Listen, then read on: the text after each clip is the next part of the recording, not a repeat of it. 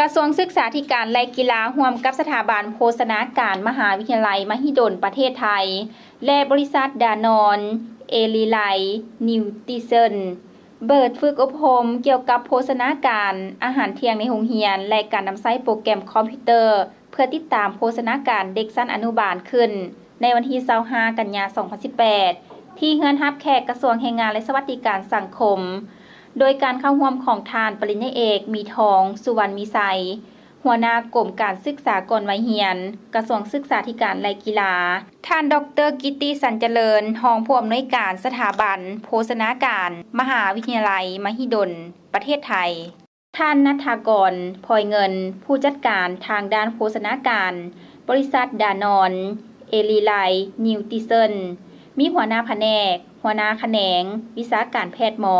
พนักงานครูอาจารย์และภาคส่วนที่เกี่ยวข้องเข้าร่วม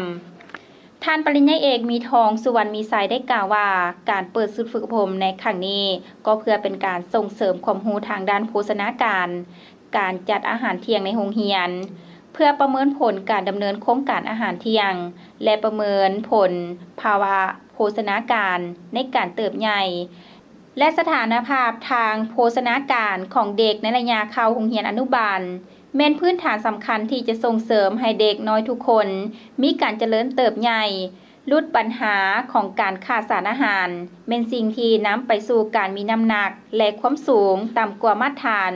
ส่งผลกระทบต่อการเจริญเติบใหญ่และการเรียนรู้ของเด็กเฮ็ดให้บ่สามารถรับการพัฒนาได้อย่างมีประสิทธิภาพถือเป็นจุดเริ่มต้นการพัฒนาคุณภาพของอาหารเที่ยงในโรงเรียนอนุบาลเพื่อให้มั่นใจว่าเด็กน้อยทุกคนจะมีโอกาสได้รับอาหารที่ครบถ้วนเหมาะสมตามวัยเพื่อให้เขาเจ้ามีการเจริญเติบใหญ่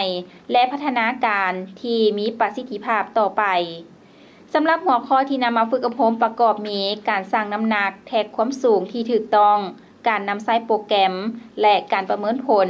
พร้อมฝึกปฏิบัติสารอาหารกับการเจริญเติบโตโภชนาการสลากโภชนาการและการเลือกขนมให้เด็กน้อยมาตรฐานอาหารเที่ยงกับประสิทธิผลการเรียนรู้ของเด็กน้อยนักเรียนแนวทางจัดหมุนเวียนอาหารแลกเปลี่ยนอาหารทดแทนธาตุเรียนรู้สาธิตปฏิบัติตัวจริงสำหรับข้าวผักซีนของหวานมันเค็ม